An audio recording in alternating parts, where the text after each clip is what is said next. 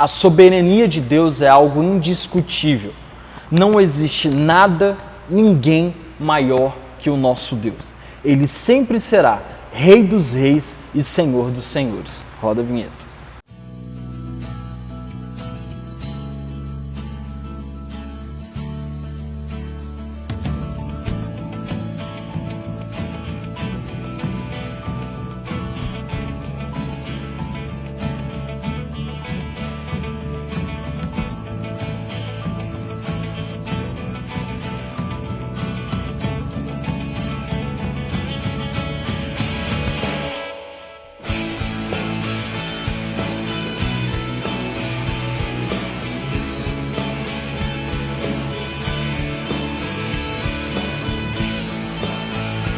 Bom, o texto que vamos partilhar hoje está no capítulo 2 de Daniel.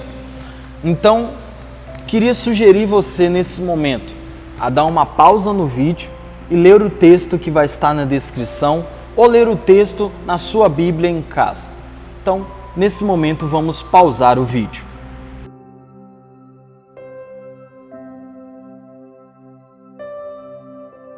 Bom, depois de nós lermos todo o capítulo 2 de Daniel, nós podemos entender a soberania de Deus nesse texto.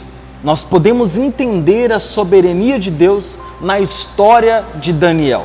Mas enfim, na última aula nós falamos um pouco sobre a vida de Daniel e o seu testemunho. Conversamos e aprendemos que o ambiente não faz o nosso caráter. Eu posso nascer em um ambiente de corrupção e não necessariamente vou ser um corrupto. Eu posso conviver em um ambiente de corrupção e não necessariamente ser um corrupto. E Daniel nos mostra isso. Daniel teve o seu caráter moldado no Senhor. Ele teve o seu caráter formado no Senhor, mesmo em um ambiente de corrupção. Era um ambiente onde o seu povo estava se corrompendo, os sacerdotes estavam se vendendo, homens e mulheres estavam abandonando o Senhor, mas Daniel continuou com o seu coração no Senhor. E também em um ambiente de opressão. A palavra de Deus aqui mostra que o ambiente era de opressão pelo fato de Nabucodonosor ter enviado a cavalaria para pegar, ou seja, e cercou a cidade de Judá, cercou o povo de Israel. E mesmo nesse ambiente de opressão, aonde ele leva alguns dos filhos, aonde ele leva os utensílios da casa do Senhor, Daniel continuou seguindo a palavra de Deus. Então, basicamente, esse é o resumo da nossa última aula. Enfim, mas no capítulo 2, a palavra de Deus mostra a respeito da soberania do nosso Senhor. A soberania de Deus na história do povo, na história de Israel. Se eu pudesse resumir esse texto em uma frase, eu diria que ninguém é maior que o nosso Deus. Absolutamente ninguém é maior que o nosso Pai. O texto aqui aponta que Nabucodonosor teve um sonho, e esse sonho o deixou muito perturbado. Nós podemos ver aí no versículo de número 1, o seu espírito se perturbou e passou-se-lhe o sono. Ou seja, o sonho que Nabucodonosor teve o deixou tão perturbado que ele não conseguia dormir novamente.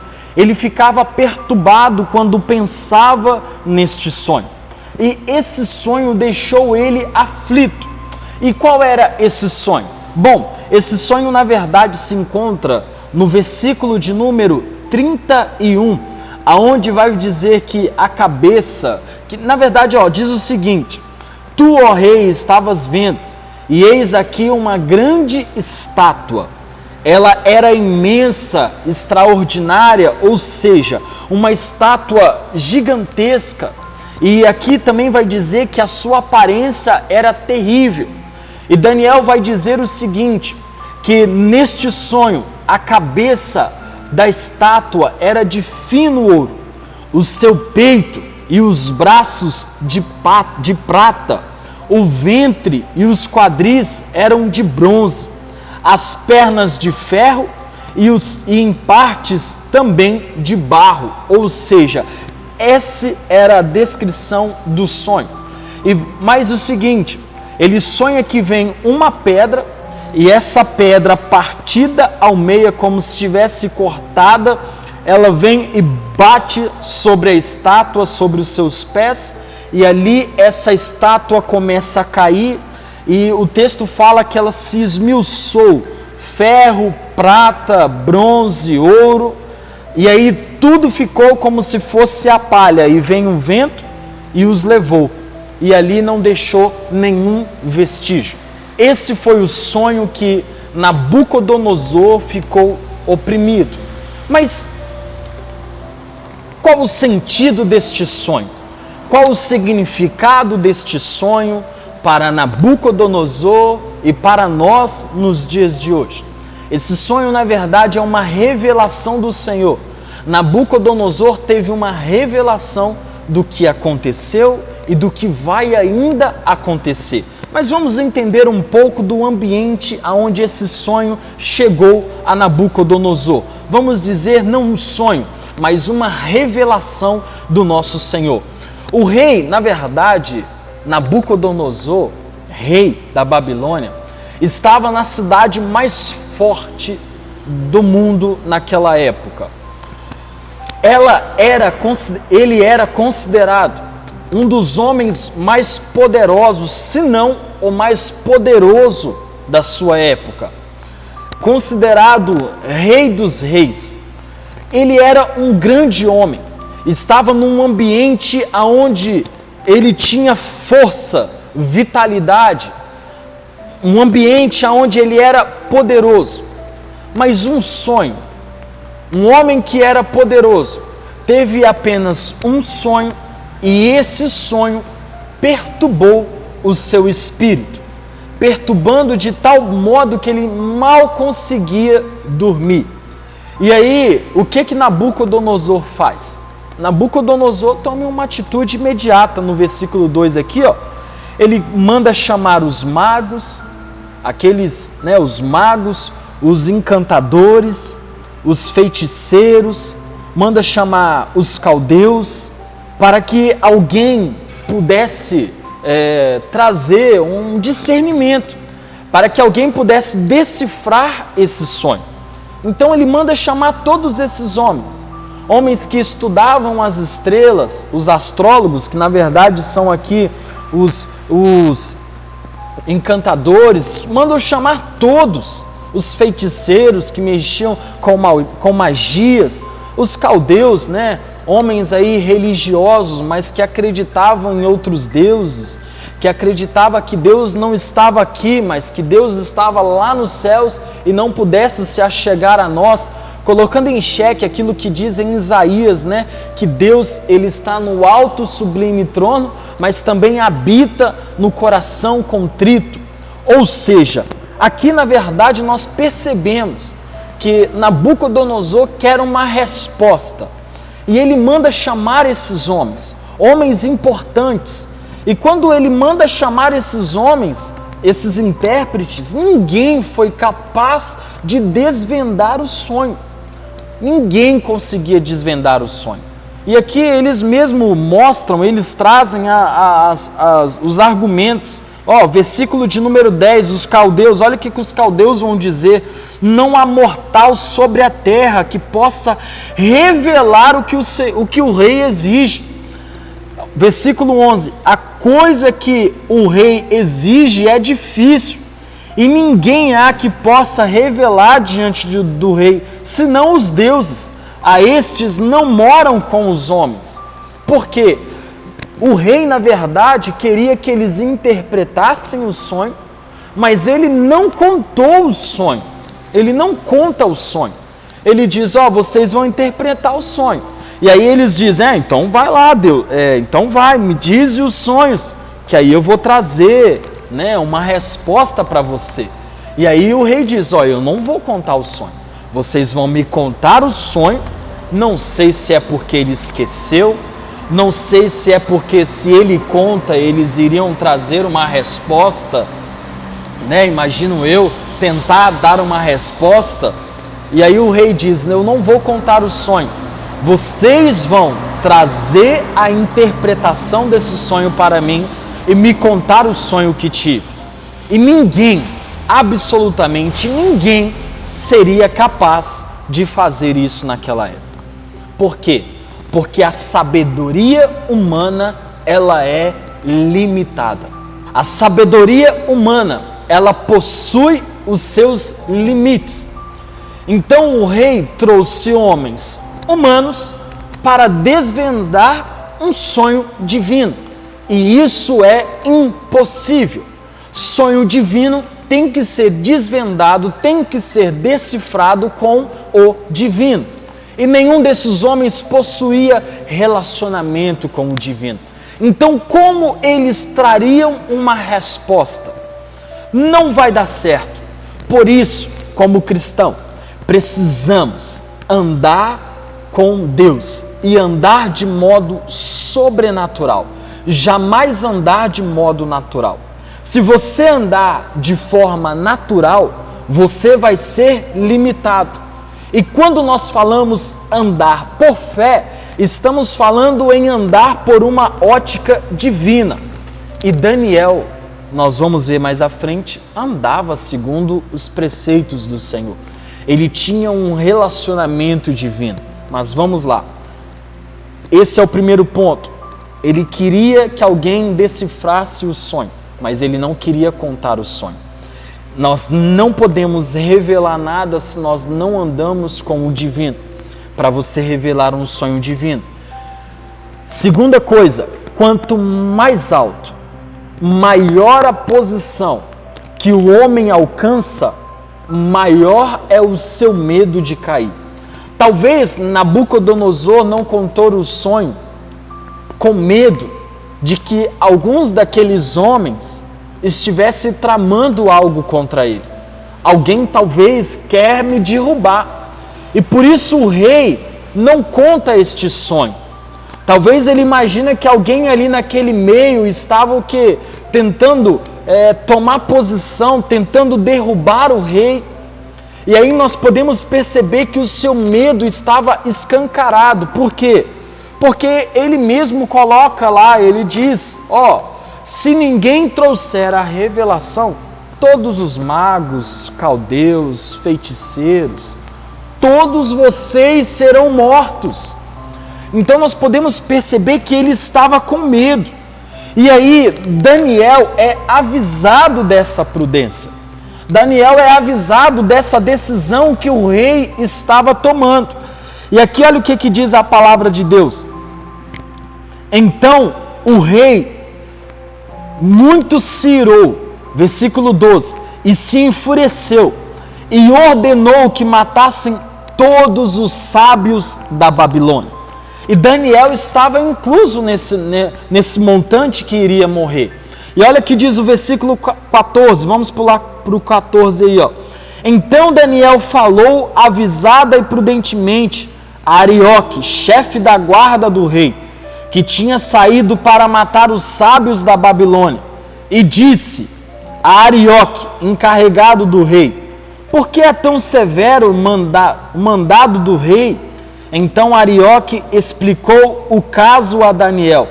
E aí Daniel é tomado de sabedoria. Aqui nós não podemos dizer que é uma sabedoria divina, mas uma sabedoria humana. Daniel vai até o rei, versículo 2. Foi Daniel ter com o rei e lhe pediu que designasse o tempo, e ele revelaria ao rei a interpretação. E aí, depois ele vai até Ananias, Misael e Azarias, e ele vai até os seus amigos, e eles pedem que eles estivessem orando com ele. Mas olha o que é importante. Daniel não tenta decifrar o sonho. Daniel pede ao tempo ao rei para que pudesse trazer essa revelação do Senhor. E foi justamente isso que aconteceu. Daniel também poderia ser morto porque fazia parte daqueles sábios. mas ele pede tempo ao rei para que levantasse essa resposta. E Daniel estava com a sua confiança no Senhor. Ele vai até os seus amigos, pede oração, e aí Deus ministra a Daniel o sonho e a revelação. E ele vai até o rei e conta este sonho e esta revelação. E aí é justamente o versículo que nós lemos no início da aula, os versículos de número 31 até o versículo de número 35. Daniel revela ao rei. Daniel mostra o significado do sonho ao rei, que nós não vamos compartilhar nessa aula. A próxima aula nós vamos falar do sonho e o seu significado. Mas eu queria, aqui, partindo para a conclusão com vocês, nessa primeira parte eu queria destacar alguns pontos com vocês para o nosso aprendizado. Primeira coisa, primeiro ponto, absolutamente ninguém é maior do que o nosso Deus. O Senhor é o Rei dos Reis, Senhor dos Senhores. Tudo passa nesta vida, menos a palavra do Senhor. Sua história não se altera. Nabucodonosor foi um grande homem, recebeu uma revelação do que aconteceria no Império Babilônico, mas também do que aconteceria na história da humanidade. Mas mesmo assim, ele não foi maior do que o próprio Deus. Ele não foi maior do que o próprio Senhor. Esse é o primeiro ponto, ninguém é maior do que Deus. Segundo ponto, em dias difíceis, somente homens que possuem revelação divina podem direcionar a casa. Andamos na sabedoria divina e não na sabedoria humana. Foram tragos até diante do rei magos, encantadores, feiticeiros, caldeus, mas absolutamente ninguém foi capaz de revelar o sonho e sua história e o seu significado ao rei. Mas um homem revelou, um homem que possuía sabedoria divina que vinha do Senhor. E essa sabedoria divina era que possuía, esse homem que possuiu, esse homem que caminhou nessa sabedoria divina era Daniel. Terceiro ponto, e aí eu queria ler com vocês o texto de Atos, capítulo de número 4, versículo de número 11, que diz o seguinte, versículo de número 11 e 12. Este Jesus é pedra rejeitada por vós, os construtores, a qual se tornou pedra angular. E não há salvação em nenhum outro, porque abaixo do céu não existe nenhum outro nome, dado entre os homens, pelo qual importa que sejamos salvos. Palavra do Senhor. A palavra de Deus, e eu queria adiantar esse ponto com vocês. A palavra de Deus aqui mostra no sonho, no versículo 34 e 35, que veio uma pedra. E essa pedra bateu nessa estátua sobre os seus pés. E ela se esmiuçou, ela virou pó, e veio vento, e esses reinos, na verdade, nessa estátua, foram, e somente um reino permaneceu, que foi da pedra. Esta pedra tem um nome e um sobrenome, é Jesus Cristo. Não importa se o reino é de ouro, se é de prata, se é de bronze ou se é de barro. No fim, somente um reino subsistirá. E nesse sonho de Nabucodonosor, somente a pedra resistiu. Somente a pedra fica diante de um vento. Se você colocar um pó de ouro aqui, ele vai embora. O pó da prata, o barro, a poeira, o pó de ferro. mas a pedra o vento não a levará. Então, baseado nesta palavra, qual o valor do ouro para você? Qual o valor da prata para você? Qual o valor do ferro? A rocha, a pedra, nós sabemos o valor dela. E o valor dela é um valor de eternidade. E nesse último ponto, primeiro, vamos ressaltar e lembrar os pontos, né? Primeiro, ninguém é maior que o nosso Deus. Segundo, somente homens que possuem a revelação divina podem governar e direcionar uma casa e uma nação. E terceiro, o maior valor de um reino está na pedra, que é o reino de Deus. Por isso, pare de correr atrás do ouro, pare de correr atrás da prata, pare de correr atrás de coisas passageiras, porque somente uma coisa irá permanecer. E aí na próxima aula nós vamos conversar um pouquinho sobre cada reino desse, ouro, prata, bronze e ferro, e vamos entender nessa história. Amém? Então queria ter uma palavra de oração com você. Feche os seus olhos. Pai, quero te agradecer pela tua presença que está sobre nós e agradecer pelo teu reino que não passará. Agradecer porque ele subsistirá. A tua presença permanece e ela não será levada, ó Pai. Por isso nós colocamos o nosso coração diante de Ti, colocamos a nossa vida diante de Ti, que possamos, ó Deus, seguir o ensinamento do Teu Filho Salomão, que tudo nessa vida é passageiro, tudo é vaidade. E talvez, ó Deus, naquele momento homens estavam correndo atrás do que é passageiro e Daniel estava correndo atrás daquilo que é verdadeiro, que é a rocha, que é a tua presença. E é nela que devemos estar, é nela que desejamos estar. Por isso, Pai, nós colocamos o nosso coração diante de Ti e pedimos a Tua bênção. Nos abençoe para que possamos entender a rocha, entender o Seu reino. Amém e amém. Bom, irmãos e irmãs, compartilhe essa escola bíblica com mais alguém, com a sua família, compartilhe das Escrituras do Senhor. E na semana que vem iremos falar sobre os reinos. Deus abençoe e paz do Senhor.